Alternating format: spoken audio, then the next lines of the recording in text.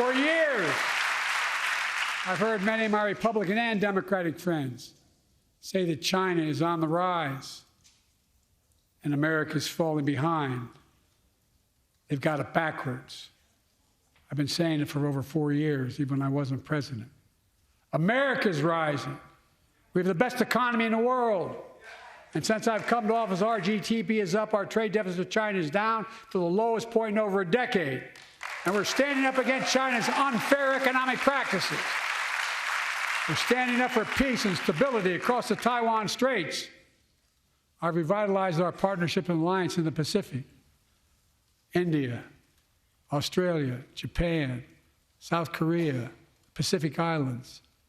I've made sure that the most advanced American technologies can't be used in China, not allowing to trade them there. Frankly, for all this tough talk on China, it never occurred to my predecessor to do any of that. I want competition with China, not conflict. And we're in a stronger position to win the conflict of the 21st century against China than anyone else, for that matter, than any time as well. Here at home, I've signed over 400 bipartisan bills. There's more to pass my unity agenda. Strengthen penalties on fentanyl trafficking. You don't want to do that, huh? Pass bipartisan privacy legislation to protect our children online. Harness the promise of AI to protect us from peril. Ban AI voice impersonations and more. And keep our truly sacred obligation to train and equip those we send into harm's way and care for them and their families when they come home and when they don't.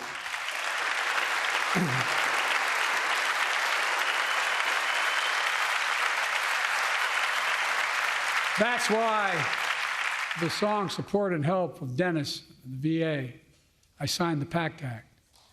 One of the most significant laws ever, helping millions of veterans exposed to toxins who now are battling more than 100 different cancers. Many of them don't come home, but we owe them and their families support. We owe it to ourselves to keep supporting our new health research agency called ARPA-H, and remind us that we can do big things like end cancer as we know it, and we will.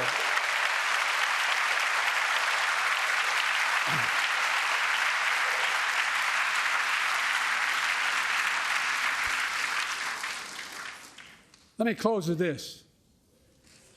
Yay.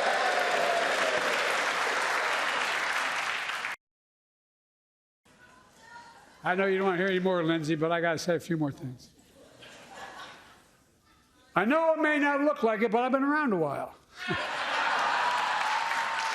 When you get to be my age, certain things become clearer than ever. I know the American story. Again and again, I've seen the contest between competing forces in the battle for the soul of our nation, between those who want to pull America back to the past and those who want to move America into the future.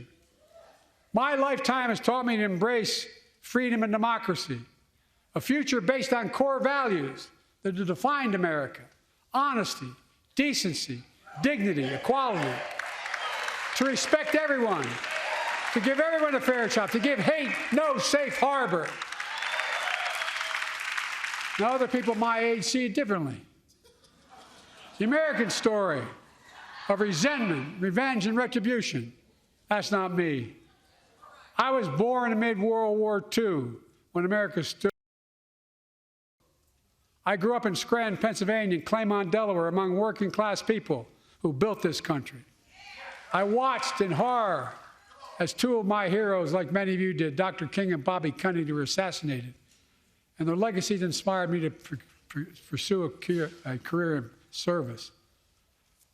I left the law firm and became a public defender because my city of Wilmington was the only city in America occupied by the National Guard after Dr. King was assassinated because of the riots. And I became a county councilman almost by accident. I got elected to the United States Senate when I had no intention of running at age 29.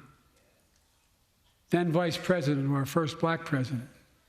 now president, to the first women vice president.